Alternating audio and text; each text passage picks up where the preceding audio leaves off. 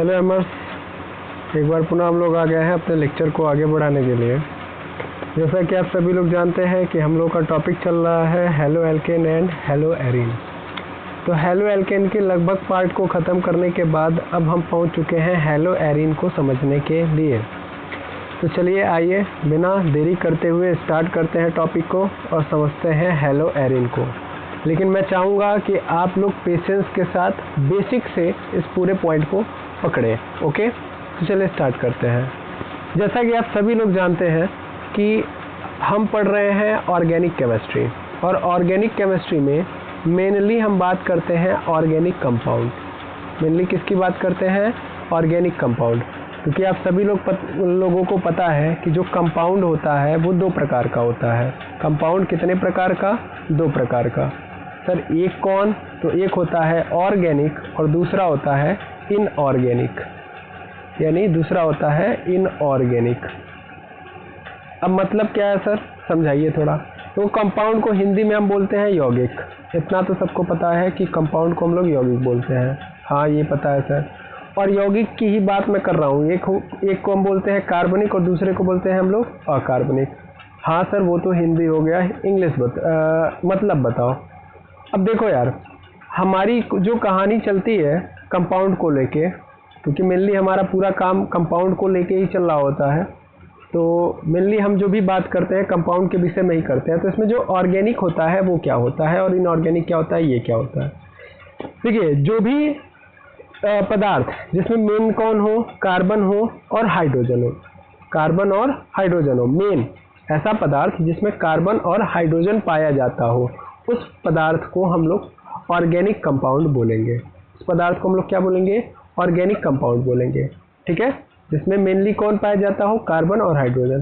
क्या sir carbon hydrogen के अलावा कोई नहीं पाया जाएगा? नहीं, बिल्कुल ऐसी बात नहीं है। कार्बन हाइड्रोजन के साथ कोई और भी जुड़ सकता है, नाइट्रोजन जुड़ सकता है, ऑक्सीजन जुड़ सकता है, तो भी वो ऑर्गेनिक कंपाउंड है। लेकिन मेन कौन होगा? कार्बन और हाइड्रोजन। और इनके ग्रुप में कोई आके जुड़ेगा, जैसे कि ऑक्सीजन, नाइट्रोजन, तो भी वो ऑर्गेनिक कंपाउंड होगा। तो ऑर्गेनिक कंपाउंड मेनली हम कार्बन और हाइड्रोजन की कहानी को समझते हैं। इनऑर्गेनिक मतलब इसके अलावा कोई भी हो, मतलब जैसे कि कार्बन और हाइड्रोजन को छोड़ के बाकी अदर, क्योंकि हमारे पास 118 एलिमेंट है, वो 118 में से कार्बन और हाइड्रोजन को हटा दिया जाए या मेनली कार्बन को हटा दिया जाए, तो बाकी जो लोग हैं जो भी पदार्थ बनाते हैं, मतलब बाकी जो एलिमेंट मिलके जो पदार्थ बनाते हैं, हम उनको इनऑर्गेनिक के नाम से जानते हैं। ठीक है, लेकिन हमारी जो चर्चा का विषय है, हमारे लिए जो चर्चा का विषय है वो ऑर्गेनिक है। अच्छा, कुछ एग्जाम्पल आप चाहेंगे जरूर, तो बिल्कुल मैं आपको एग्जाम्पल के थ्रू समझाता हूँ। जैसे मान लीजिए मेरे पास आ गया H2SO4। H2SO4।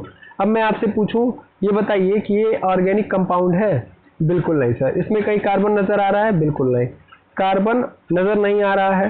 सर हाइड्रोजन तो है? नहीं, हाइड्रोजन होने से नहीं है, कार्बन होना जरूरी है। अच्छा, अगला मैंने ले लिया CO2। CO2 क्या ये कोई ऑर्गेनिक कंपाउंड है? बिल्कुल सर, इसमें कार्बन है? नहीं। देखिए, कार्बन तो है लेकिन इस बार हाइड्रोजन नहीं है। तो याद रखिएगा, यही चीज मैं समझाने के लिए दोनों एग्जांपल दिया हूं कि कार्बन हो और उसके साथ साथ हाइड्रोजन भी हो, यानी कार्बन और हाइड्रोजन दोनों होंगे तब जाके वो एक ऑर्गेनिक कंपाउंड माना जाएगा। अदरवाइज वो कोई भी ऑर्गेनिक कंपाउंड नहीं होगा। वो क्या होगा? इनऑर्गेनिक। यानी ये भी इनऑर्गेनिक कंपाउंड है और ये भी क्या है? इनऑर्गेनिक कंपाउंड है। ठीक है, जैसे और एग्जांपल देख लो। जैसे मैंने यहाँ पे लिख दिया C2H4, ऐसे भी लिख दिया और यहाँ पे बीच में डाल दिया O। नॉर्मली मैं कुछ भी लिख रहा हूँ, इससे फर्क नहीं पड़ता। क्या एक ऑर्गेनिक कंपाउंड है? तो मेरी फर्स्ट प्राइमरी चीज जो होनी चाहिए वो होनी चाहिए कि कार्बन है? बिल्कुल है। हाइड्रोजन है? बिल्कुल है। अब कोई भी इसके साथ है, उससे मुझे लेना देना नहीं है। कार्बन हाइड्रोजन है, अब उसके अलावा जो भी लोग आएंगे वो कार्बनिक के रूप में ही नजर आएंगे। दैट मीन्स ये ऑर्गेनिक कंपाउंड है। ऐसे ही मैंने लिख दिया C3H4 O2 N3 S2, मतलब ऐसे ही मैंने कोई कंपाउंड रैंडमली बना दिया। अब मैं आपसे पूछूं क्या ये कोई ऑर्गेनिक कंपाउंड है? तो बिल्कुल सर, अगर एग्जिस्टेंस होगा तो ये बिल्कुल माना जा सकता है, क्योंकि इसमें कार्बन और हाइड्रोजन पाया जा रहा है। तो मेनली क्या है कि कार्बन और हाइड्रोजन हो और उसके साथ कोई भी जुड़ा हो तो वो एक ऑर्गेनिक कंपाउंड होगा। बिल्कुल समझ में आ गया। अब ऑर्गेनिक कंपाउंड की अगर मैं बात करूं तो ऑर्गेनिक कंपाउंड भी कई सारे पार्ट में डिवाइडेड है, यानी कई सारे तरीके से होता है। जैसे एक तो होता है साइक्लिक और एक होता है ओपन, यानी ऑर्गेनिक कंपाउंड या तो ओपन हो सकता है या तो क्लोज हो सकता है, जिसको हम साइक्लिक या एसाइक्लिक के नाम से जानते हैं। अब क्लोज चेन जो होता है वो भी दो प्रकार से होता है, एक होमोसाइक्लिक और एक हेट्रोसाइक्लिक। फिर होमोसाइक्लिक भी दो प्रकार का होता है, एलिसाइक्लिक और एरोमेटिक। और एरोमेटिक भी दो होता है, बेंजॉइड और नॉन बेंजॉइड।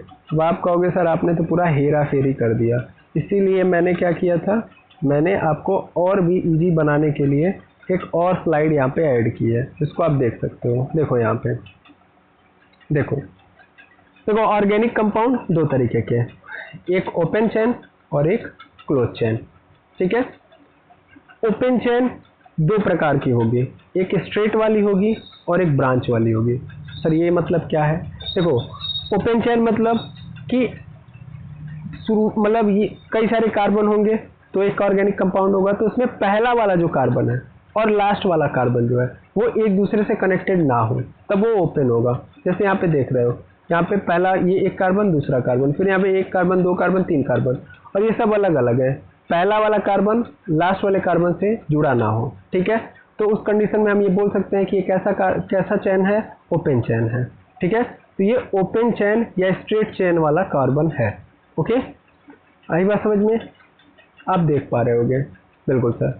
और एक होता है ब्रांच चेन। ब्रांच चेन मतलब चेन बनी लेकिन इस चेन में कुछ कार्बन क्या हो जा रहा है? छूट जा रहा है, सेपरेट हो जा रहा है, अलग हो जा रहा है, जिसको हम लोग ब्रांच चेन बोलते हैं, ब्रांच चेन के नाम से जानते हैं। तो ऑर्गेनिक कंपाउंड में पहला जो होता है ओपन चेन होता है। ओपन चेन दो प्रकार का, स्ट्रेट चेन और ब्रांच चेन। समझ में आ रहा होगा? बिल्कुल आ रहा होगा। इसको और भी थोड़ा अच्छे से मैं समझाने के लिए खुद का अपना कोई एक चैन बनाता हूँ। ये कुछ ऐसे ऐसे है और यहाँ पे ऐसे से ऐसे। अब सबको पता है कि इसमें मेन चेन कौन सी होगी? ये मेरी मेन चेन हो गई, मेन चेन हो गई। अच्छा, क्या ये ओपन चेन है कि क्लोज चेन है? बिल्कुल सर ओपन चेन है, क्योंकि कहीं भी इसका दोनों इंड आपस में कनेक्टेड नहीं है। मतलब इस चेन के जो इंड है, मान लेता हूँ कि ये एक इंड है और ये एक इंड है, क्या ये एक दूसरे से कनेक्टेड है? बिल्कुल नहीं है, तब ये क्या है? ओपन चेन है। बस इतना समझना था। ठीक है, तो ओपन चेन इसको बोलेंगे, यही समझा रहा था मैं। और ओपन चेन को ही हम क्या नाम देते हैं? एसाइक्लिक। क्या बोलते हैं? एसाइक्लिक कंपाउंड बोलते हैं। ओपन चेन को क्या नाम देते हैं हम लोग? एसाइक्लिक और ओपन चेन कंपाउंड बोलते हैं। ओके, अब और थोड़ा आगे बढ़ूं मैं, जैसे यहाँ पे हूं मैं ब्रांच चेन के बारे में। तो ये ब्रांच चेन भी आप समझ ही रहे होंगे कि जब मैं पेरेंट चेन चुनता हूं तो उसके बाद कुछ कार्बन छूट जाता है तो ब्रांच बन जाती है। ठीक, तो मेरा खेला यहाँ पे नहीं है, मेरा खेला यहाँ पे नहीं है, तो है कहाँ पे? आगे देखते हैं। अभी इसको मैं अलग करता हूँ, अब मैं इधर आता हूँ। अब आता है मेरे पास क्लोज चेन। क्लोज चेन मतलब कि अगर कोई भी चेन बनी और उसका मान लो पहला ये मतलब ये एक इंड है और ये दूसरा इंड है, ये फर्स्ट वाला इंड है, ये सेकेंड वाला इंड है, मतलब दोनों इंड है। ठीक है, और ये दोनों इंड आपस में क्या हो? कनेक्टेड हो। तो अगर दोनों इंड आपस में कनेक्टेड होंगे तभी क्या होगा? क्लोज चेन कहलाएगा। यही चीज यहाँ पे लिखी गई है। अब क्लोज चेन भी दो प्रकार की होती है। ठीक है, अच्छा, क्लोज चेन को हम लोग साइक्लिक के नाम से जानते हैं। और क्लोज चेन दो प्रकार की, होमोसाइक्लिक, हेट्रोसाइक्लिक। होमोसाइक्लिक और हेट्रोसाइक्लिक। होमो मतलब क्या होता है? सेम, और हेट्रो मतलब होता है डिफरेंट। पहले हम होमोसाइक्लिक समझते हैं।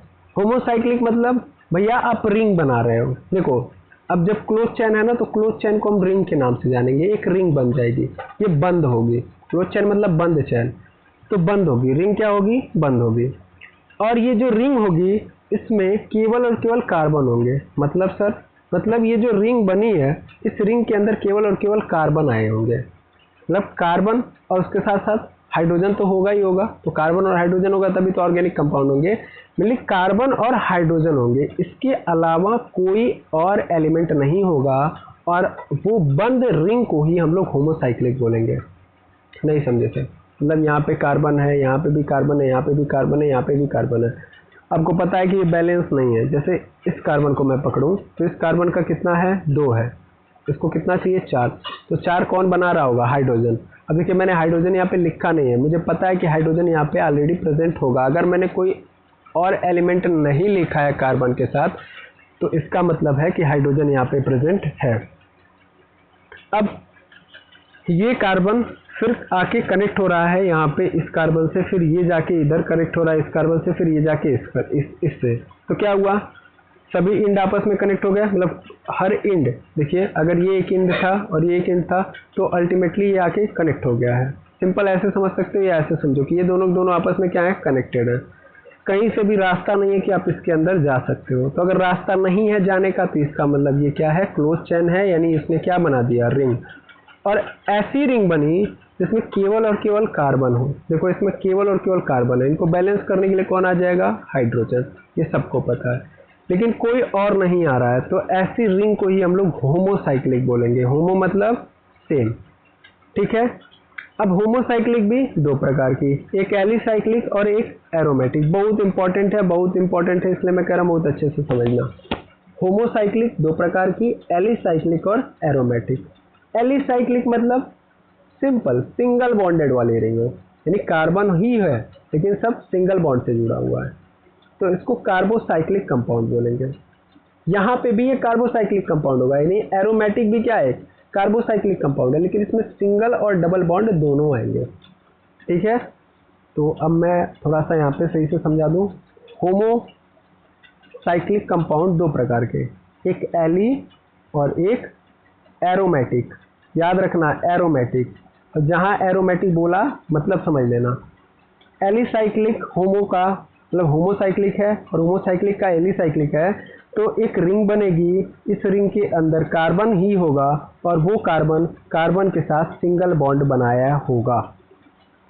होमोसाइक्लिक का एरोमेटिक है, तो एरोमेटिक में सिंगल बॉन्ड डबल बॉन्ड सब होगा, यानी कार्बन की रिंग होगी लेकिन उसमें सिंगल बॉन्ड भी होगा और डबल बॉन्ड भी होगा।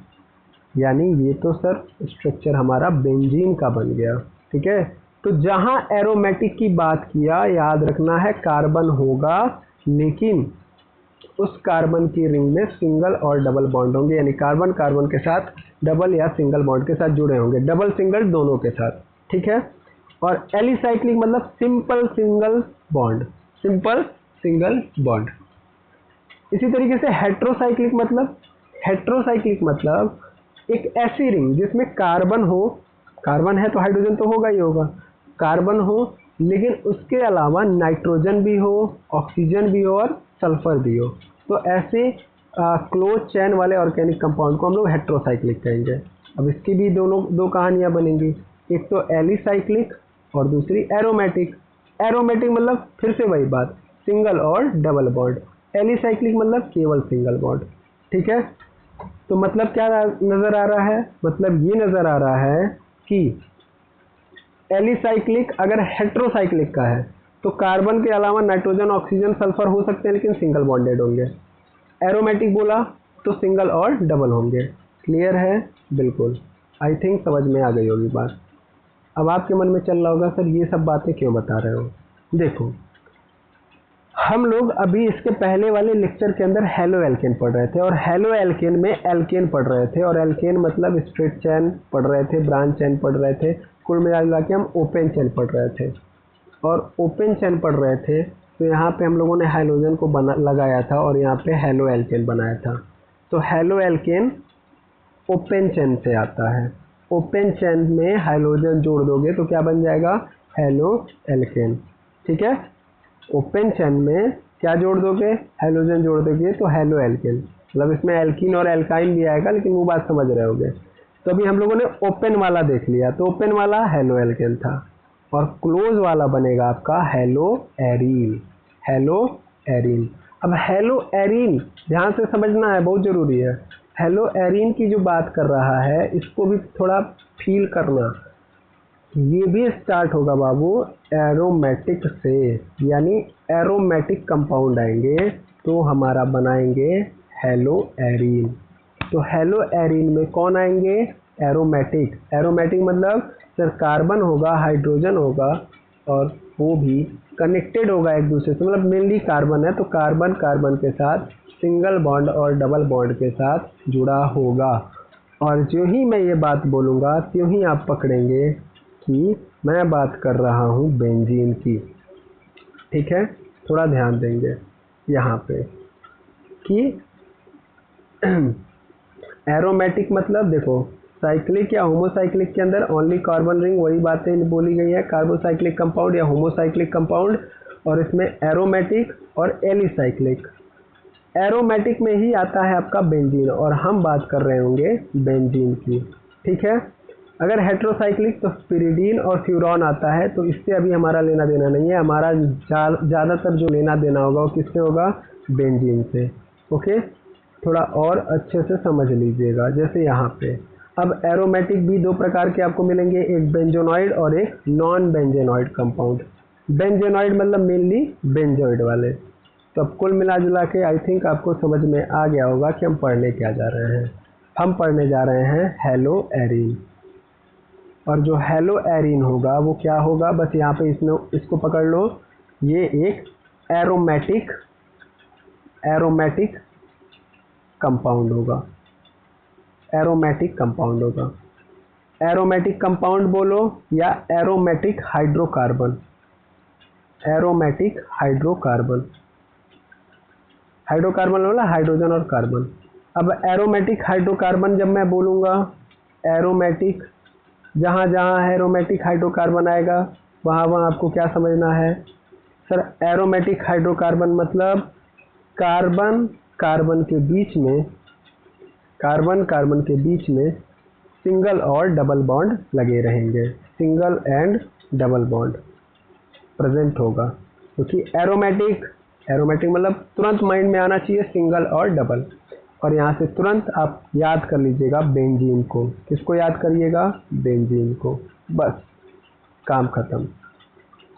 तो आई होप अब आप समझ चुके होंगे हेलो एरीन को। हेलो एरीन पुनः मैं बता दूं, हेलो एरीन क्या है, तो एक एरोमेटिक हाइड्रोकार्बन के साथ हाइड्रोजन का जुड़ जाना ही हेलो एरीन है। हेलो एरीन के अंदर किसको लेंगे हम, एरोमेटिक हाइड्रोकार्बन को लेंगे, एरोमेटिक हाइड्रोकार्बन को लेंगे। एरोमेटिक मतलब सर जिसमें कार्बन के साथ सिंगल और डबल बॉन्ड के साथ एक रिंग बनाए हुए है। मोटी मोटा बेंजीन की बात कर रहा हूँ। और अगर इसमें मैंने क्या जोड़ दिया, हाइड्रोजन को जोड़ दिया, क्या जोड़ दिया, हाइड्रोजन को जोड़ दिया, तो वही बन जाएगा हेलो एरीन। क्लियर है, बिल्कुल। अब आप समझने के लिए तैयार हैं, ओके। चलिए अब समझते हैं हम लोग। तो मेनली आप बेंजीन के बारे में जानते हैं, बेंजीन कैसा होता है। बेंजीन सर सबको पता है, बेंजीन का स्ट्रक्चर कुछ ऐसा होता है सर। एक सेकेंड,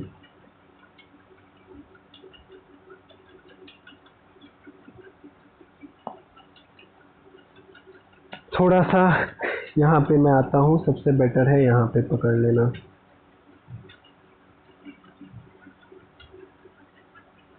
कुछ इस तरीके से स्ट्रक्चर होता है, आप सभी लोग जानते हैं।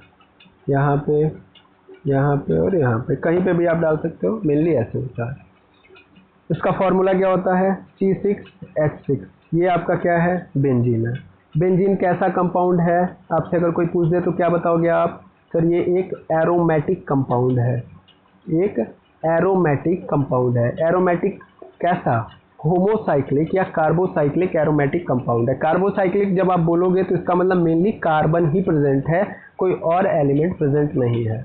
देखिए मैं एक ही बात को 4 बार बोल रहा हूँ, इसका कारण है कि मैं दोहरा रहा हूँ ताकि आप चीज़ें भूलें ना, ठीक है ना। तो बेंजीन क्या है, तो बेंजीन एक होमोसाइक्लिक एरोमेटिक कंपाउंड है, होमोसाइक्लिक एरोमेटिक कंपाउंड है, ठीक है। फॉर्मूला इसका C6H6।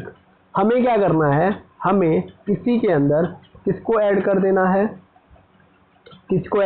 है, बेंजीन के अंदर, यानी C6H6 में हमको किसको ऐड कर देना है सर, हाइड्रोजन को। तब जो बनेगा स्ट्रक्चर मेरा, तो बनेगा C6H5X, और ये जो बनेगा यही मेरा हेलो एरीन कहलाएगा। यही मेरा क्या कहलाएगा, हेलो एरीन कहलाएगा, ठीक है। ये मेरा हेलो एरीन है, ओके। अभी मैं नामकरण यहाँ पे बताऊंगा आपको धीरे धीरे, आपको समझ में आ भी जाएगा। ओके, लेकिन कुछ और अच्छी बातें आप पहले जान लें, फिर आगे आप बढ़ेंगे। तो मेनली होगा क्या हमारे पास, ऐसे हमको दे देगा बेंजीन, ठीक है, बेंजीन है ये, और बेंजीन का हम लोग रिएक्शन कराएंगे किसके साथ, किसी भी हैलोजन के साथ। तो मैंने यहाँ पे हैलोजन ले लिया, फिर से अपना क्लोरीन ले लिया। अब लेने से होगा क्या, थोड़ा ध्यान देंगे। क्लोरीन है यहाँ पे, और आप सबको पता है कि हर टिप पे यहाँ पे क्या प्रेजेंट है, कार्बन प्रेजेंट है। यानी हर टिप पे यहाँ पे यहाँ पे यहाँ पे यहाँ पे यहाँ पे और यहाँ पे क्या प्रेजेंट है, कार्बन प्रेजेंट है। और कार्बन को बैलेंस कौन करवा रहा है भाई, तो हाइड्रोजन करवा रहा है। हर कार्बन से कितने हाइड्रोजन जुड़े हैं सर, एक एक हाइड्रोजन जुड़ा हुआ है, ठीक है, एक एक हाइड्रोजन जुड़ा हुआ है हर एंड से। अब समझना थोड़ा सा अच्छे से। अब देखो होगा क्या, तो होगा ये कि इसके पास कितने क्लोरीन है भाई, 2 क्लोरीन है। इसमें से अगर मैं डिवाइड करूं तो ऐसे Cl के साथ ऐसे जुड़ा होगा, बिल्कुल सर। अब होगा क्या कि इसमें से एक हाइड्रोजन इस क्लोरीन को लेके फरार हो जाएगा, ठीक है। तो ये लेके फरार हो गया, दैट मीन्स यहाँ पे हो गया HCl हो गया। अब जब ये फरार हो गया तो इसकी जगह बच गई। अब कार्बन बेचारा सोच रहा है कि मेरा तो पूरा डिसबैलेंस वाला कहानी बना दिया इस हाइड्रोजन ने, मुझे तो पूरे हाइड्रोजन पे भरोसा था, लेकिन क्लोरीन को लेके चला गया तो मैं तो डिसबैलेंस हो जाऊंगा। तो इसकी जगह को कौन फिल कर देगा फिर आके, ये क्लोरीन। और फिर तब स्ट्रक्चर कैसा बन जाएगा, तो फिर स्ट्रक्चर मेरा ऐसा बन जाएगा कि अगर यहाँ से गया है तो यहाँ पे क्या लग जाएगा, Cl, और बाकी जगह पे तो कौन होगा, हाइड्रोजन तो होगा ही होगा, होगा हो बिल्कुल होगा। और यही बन गया आपका हैलो एरिन। तो बेंजीन के अंदर ही मेनली आपको क्या जोड़ना होगा, हाइड्रोजन को ऐड कराना होगा, और उसके बाद नए नए कंपाउंड जो बनेंगे वो सब के सब हैलो एरिन कहलाएंगे। आई होप आपको कहानी समझ में आ गई होगी। ओके, बिल्कुल। अब थोड़ी और कहानी को समझे तो एक चीज़ याद रख लो, क्या, जो बहुत इंपॉर्टेंट है, इसको लिख लेंगे, अच्छे से लिख लेंगे, ध्यान देंगे। मान लीजिए मेरे पास कोई बेंजीन का स्ट्रक्चर है, ये बेंजीन का स्ट्रक्चर है। अब मान लीजिए कि मेरा जो बेंजीन है वो कहाँ पे है, बड़े अच्छे से समझेंगे, अदरवाइज कंफ्यूजन क्रिएट होते जाएगी। तो मान लीजिए ये मेरा क्लोरीन है यहाँ पे, और दूसरा वाला क्लोरीन यहाँ पे आ गया है, ठीक है। अब मैं इसका नामकरण करूँगा, थोड़ा ध्यान देंगे। जैसे मैंने क्या बोला, मेरा एक क्लोरीन यहाँ पे है, यहाँ पे ऑलरेडी प्रेजेंट है, और मैं एक यहाँ पे भी रख देता हूँ, ठीक है। तो नॉर्मली अगर एक क्लोरीन होता, अगर मैं इसको हटा दूँ, एक क्लोरीन तो इसका मैं नाम लिखूँ तो क्या लिखूँगा, 1 2 3 4 5 जहाँ पे भी करो, पहला नंबर तो इसी को दोगे, तो इसका नामकरण करोगे तो लिखोगे 1 क्लोरोबेंजीन, 1 क्लोरोबेंजीन बोलोगे, बिल्कुल सर, इसको तो 1 क्लोरोबेंजीन बोलेंगे हम, 1 क्लोरोबेंजीन बोलेंगे। लेकिन अगर 2 क्लोरीन प्रेजेंट है, 2 क्लोरीन प्रेजेंट है, तब सर बोलेंगे 1 2, देखो एक तो 1 यहाँ पे हो गया, 2 यहाँ पे, तो हम तब बोलेंगे 1, 2 और तब नाम देंगे डाई क्लोरोबेंजीन, यही बोलेंगे, बिल्कुल सर, 1, 2 डाई क्लोरोबेंजीन हो गया, बिल्कुल सर, बेंजीन। लेकिन याद रखिएगा बेंजीन के अंदर ऐसी स्थिति नहीं होती है, मतलब आप ऐसे भी लिख सकते हो, ऐसी बात नहीं है, लेकिन बेंजीन में एक अच्छी व्यवस्था बनाई गई है, और वो व्यवस्था है, एक है ऑर्थो, दूसरा है मेटा, और तीसरा है पैरा। वो मतलब ऑर्थो, एम मतलब होता है मेटा, और पी मतलब होता है पैरा। मतलब क्या है इसको समझिएगा, जब कभी भी 1, 2 वाली स्थिति बनेगी तो ऑर्थो, जब कभी भी 1, 3 वाली स्थिति बनेगी तो मेटा, जब कभी भी 1, 2 और 1, 3, जब कभी भी 1, 4 वाली स्थिति बनेगी तो पैरा। अब नहीं समझे सर, बिल्कुल समझाएंगे हम, पहले इसको अपलोड कर लेंगे। O ortho, M meta, P para. 1, 2 वाली स्थिति ऑर्थो, 1, 3 वाली मेटा, और 1, 4 वाली पैरा। जैसे देखिए यहाँ पे मैंने एक बेंजीन को लिया,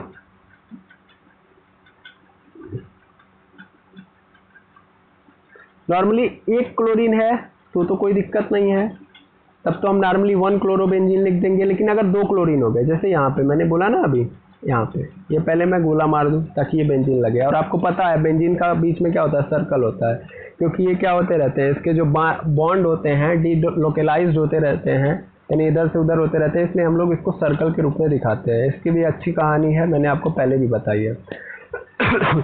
तो देखिए होगा क्या, मैं अगर इसका नाम लिखूंगा तो मैं डायरेक्टली लिख दूंगा, मैं यहाँ पे डायरेक्टली लिख दूंगा।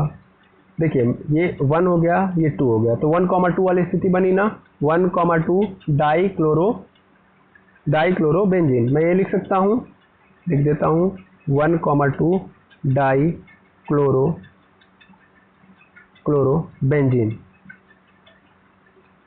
लेकिन ना मैं ये ना लिख के मैं डायरेक्टली, मैंने अभी जस्ट बताया ना कि 1,2 आ गया मतलब ये ऑर्थो वाली स्थिति है।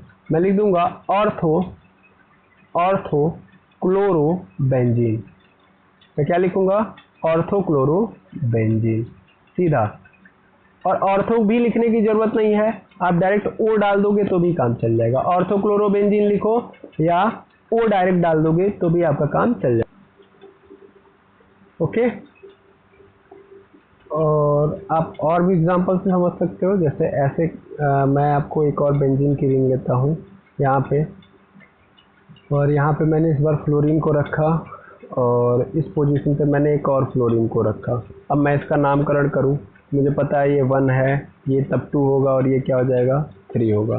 वो आप कहेंगे सर मैं ऐसे नहीं कर सकता, कभी नहीं। आपको नंबरिंग का रूल पता है कि हमेशा नंबरिंग उधर से करते हैं जिधर से किसी भी एलिमेंट को कम नंबर मिले, है ना, बिल्कुल। तो अगर मैं यहाँ पे बात करूँ, जैसे आप सभी लोग जानते हैं कि अगर मैं इसका नामकरण करूँगा तो लिखूँगा 1,3 डाई फ्लोरो, नाम तो ऐसे ही लिखूँगा डाई फ्लोरोबेंजीन लिखूँगा। लेकिन अभी जस्ट मैंने बताया कि 1,3 मतलब क्या होता है, 1,3 का मतलब होता है मेटा। तो एक्चुअल में मैं क्या लिख दूंगा यहाँ पे, मेटा डाई फ्लोरोबेंजीन। देखिए नाम लिखेंगे मेटा डाई फ्लोरोबेंजीन। डायरेक्ट यहाँ पे मैं इसको मिटा के क्या लिख सकता हूँ, मैं यहाँ से इसको मिटा देता हूँ और मैं लिखूंगा यहाँ पे मेटा, या तो पूरा लिख दो मेटा, बिल्कुल लिख सकते हो, meta difluorobenzene. Okay, difluorobenzene. I hope अब समझ में आ रहा होगा। या तो मेटा लिख दो पूरा, या तो केवल एम लिख दो और ऐसे डैश डाल दो, ठीक है, बिल्कुल। ऐसे ही थोड़ा सा और आगे बढ़ो, देख लो। और इसको देखो बेंजीन का रिलेटिव पोजीशन बोलते हैं। ओके, अब ऐसे ही मान लो यहाँ पे फ्लोरीन है और नीचे एकदम फ्लोरीन है, तो फिर यहाँ पे हो गया। अब तो इसको देंगे 1 नंबर, इसको 2 देंगे, इसको 3 देंगे और इसको 4 देंगे। ऐसे भी दोगे तो भी 4 पे ही आएगा। तो यानी स्थिति क्या बन गई, 1,4। तो 1,4 मतलब अब इस कंडीशन में हम क्या बोल देंगे, पैरा, ठीक है। तब हम क्या नाम देंगे, para difluorobenzene. I hope आपको नाम समझ में आ गया होगा कि भैया 1,2 है दैट मीन्स ऑर्थो, 1,3 है मतलब मेटा, और 1,4 है मतलब पैरा। अब कई लोगों के मन में एक दूसरा प्रश्न आना चाहिए, और वो प्रश्न ये कुछ इस तरीके से हो सकता है कि मान लीजिए सर बेंजीन है, आपने बताया, अच्छी बात है कि मान लीजिए मैंने यहाँ पे फ्लोरीन को रखा और इस फ्लोरीन यहाँ पे रखा, ठीक है। तो अब मैं क्या करूँगा, अभी तो इस बार इधर नहीं है, अभी इस बार इधर है। अब तो भाई तो भी बात वही तो बनी, 1,2 बनेगा ना, 1,2। कभी भी 1,2 बना, मैंने बोला ना, उसको हम ऑर्थो बोलेंगे। अगर मैंने यहाँ पे ना रख के यहाँ पे रख दिया तो क्या बन जाएगा, तब मेरा 1,3 बन जाएगा। और 1,3 का मतलब क्या होगा, मेटा होगा। अगर अगली बार फ्लोरीन यहाँ ना रख के यहाँ रख दिया तो 1,4 बन जाएगा, और 1,4 मतलब पैरा हो जाएगा, बात खत्म। तो किधर से भी रखो, रिलेटिव पोजीशंस याद होनी चाहिए। ओके, बिल्कुल, अच्छी बात है कि आपको समझ में आ गया होगा। अब देखिए यहाँ पे इसी चीज़ को यहाँ पे लिखा भी गया है, और आप चाहो तो यहाँ पे देख भी सकते हो। अब देखिए यहाँ पे कैसे हम नामकरण करते हैं। कभी भी बेंजीन में अगर लग जाता है हैलोजन तो कैसे नामकरण करते हैं। तो मेनली क्या होता है कि ये मेरा बेंजीन है, ये बेंजीन है। इस बेंजीन में देखिए 2 जगह पे क्लोरीन लगा है, तो 1,2 डाई क्लोरोबेंजीन, या इसी को हम लोग लिख सकते थे क्या बोलते हैं, ऑर्थो डाई क्लोरोबेंजीन। यहाँ पे देखिए 1,3 है, 1,3 क्योंकि 1 2 3 पे लगा हुआ है, तो इसको हम लोग क्या लिख सकते थे, मेटा डाई ब्रोमोबेंजीन। ओके, ऐसे अब यहाँ पे अच्छा 3 के लिए यहाँ पे कोई ऑप्शन नहीं रखा गया है, ठीक है। 3 के लिए आप क्या बोलते हैं, यहाँ पे ऑप्शन नहीं रखोगे, ऐसा नहीं बोलोगे कि ऑर्थो, मेटा और पैरा, ये सब कुछ नहीं यूज करोगे आप। वो सिर्फ और सिर्फ एक के रिस्पेक्ट में दूसरे की पोजीशन, एक के रिस्पेक्ट में दूसरे की पोजीशन के लिए हम देते हैं। यहाँ पे तो 3 हो गए हैं। ओके, तो यहाँ पे क्या होगा, तो यहाँ पे 1, 3, 5, तब तो यहाँ पे पूरा का पूरा लिखो और ट्राई ब्रोमो बेंजीन दिख भी रहा होगा आपको। ऐसे यहाँ पे देख लो, यहाँ पे देखो कैसे, ये बेंजीन है, यहाँ पे फ्लोरीन है, ब्रोमीन है, आयोडीन है। और जब 3 अलग अलग हाइड्रोजन आते हैं तब उनका नामकरण कैसे करते हैं हम लोग, तो उनका नामकरण करने के लिए हम लोग ये देखते हैं कि अल्फ़ाबेटिकल ऑर्डर में सबसे पहले कौन आता है। तो आयोडीन, ब्रोमीन और फ्लोरीन में सबसे पहले ब्रोमीन का बी आता है, तो ब्रोमीन का बी, इसलिए इसको 1 नंबर देंगे हम। अब उसके बाद कौन आता है, तो उसके बाद आता है सर फ्लोरीन। तो अब हम फ्लोरीन को अगर इधर से भी दे तो भी ज़्यादा नंबर मिलेगा, इधर से भी दे तो भी ज़्यादा नंबर मिलेगा, इधर से देंगे तो आयोडीन को ज़्यादा नंबर मिल जाएगा। चलो इसको मैं यहाँ पे समझाता हूँ। ऐसे स्ट्रक्चर है, इसका नामकरण कैसे करोगे, यहाँ पे ब्रोमीन है, यहाँ पे आयोडीन है और यहाँ पे फ्लोरीन है। ठीक है, इसको 100% 1 नंबर इसी को देना है, तो इसको तो 1 नंबर देंगे ही देंगे। अब मैं इधर से भी चल सकता हूँ और इधर से भी चल सकता हूँ। मैं किधर से चलूँ, अगर मैं इधर से चलूँ तो 1, 2, 3, 4 पे फ्लोरीन, 5 और 6 पे आयोडीन आएगा। ठीक है, लेकिन अगर मैं इधर से चलूँ, अगर मैं किधर से चलूँ, इधर से, तो ये 1 हो गया, तो ये 2 हो जाएगा, ये 3 हो जाएगा, ये 4 हो जाएगा और यहाँ पे क्या हो जाएगा, ये 5 और ये क्या हो जाएगा 6। अगर मैं इधर से चल रहा हूँ तो आयोडीन को 2 मिल रहा है, इधर से चल रहा हूँ तो आयोडीन को 6 मिल रहा है। फ्लोरीन को तो चाहे इधर से चलो चाहे उधर से चलो 4 ही मिलेगा। तो मैं ये भी तो देखूंगा कि भाई आयोडीन भी तो मेरे लिए बेनिफिशियल मिल जाएगा, मतलब तीसरा वाला मुझे और कम नंबर मिलेगा। नहीं समझे तो ऐसे समझो, ब्रोमीन को 1 नंबर मिल ही रहा है, फ्लोरीन को 4 नंबर मिलेगा और ऐसे चल रहा हूँ तो मैं इसको 6 नंबर, तो 1, 4, 6 आएगा। और अगर ऐसे चल रहा हूँ ऐसे, तो इस कंडीशन में 1, 4, 2 मिल जा रहा है। तो मेरे लिए अच्छी बात है ना कि ये वाला मैं लूँगा, हमेशा कम नंबर वाले को चूज़ करता हूँ, तो मैं इधर से चलूँगा। ठीक है, तो इसी कारण यहाँ पे ये किया गया कि 1 पे ब्रोमो, 4 पे फ्लोरो और 2 पे आयोडो और बाद में बेंजीन। इसका नामकरण बहुत ही आसान है। ओके, ऐसे यहाँ पे भी सेम काम किया गया है, देख पा रहे होगे आप, 1 पे ब्रोमो, 2 पे क्लोरो और 4 पे आयोडो बेंजीन। तो इस तरीके से इसका नामकरण हम करते हैं। आई होप आपको यहाँ तक की बातें समझ में आ गई होंगी और ये समझ में आ गया होगा कि हेलो एरिन है क्या। तो एरिन जब भी बात होगी तो एरिन का मतलब बेंजीन, याद रख लेना, एरिन का मतलब बेंजीन, एरिन का मतलब बेंजीन और उसके साथ हेलो का मतलब होता है भैया, यहाँ पे मैं पूरा नाम यहाँ पे एक्सप्लेन करूँ आपको, तो ये रहा हेलो एरिन। और हेलो एरिन में आपको क्या समझ लेना है, एक बार पुनः फिर से, हेलो एरिन मतलब, हेलो मतलब हैलोजन, हैलोजन, और एरिन मतलब यहाँ पे बेंजीन। यहाँ पे बस इतना ही समझो, बेंजीन।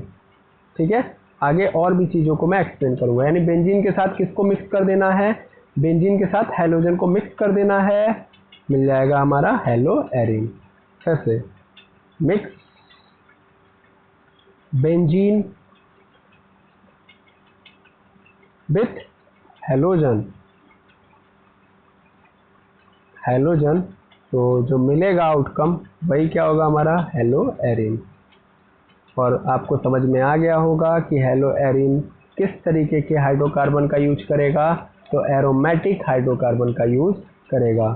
तो आई होप अब तक आपको कहानी का बहुत कुछ समझ में आ गया होगा। अब आगे की कहानी यहाँ से स्टार्ट होगी जहाँ पे हम लोग धीरे धीरे चीज़ों को समझ रहे होंगे। अब यहाँ से हमको ज़्यादा कुछ करना नहीं है, लिखी हुई चीज़ों को बस एक्सप्लेन करना है। आई होप आज का लेक्चर आपको समझ में आ गया होगा। मिलते हैं इसी उम्मीद के साथ नेक्स्ट लेक्चर में, ठीक है, जहाँ पे हम और भी चीज़ों को यहाँ से स्टार्ट कर रहे होंगे। ओके, आज के लिए इतना ही, मिलते हैं नेक्स्ट वीडियो में। Thank you very much.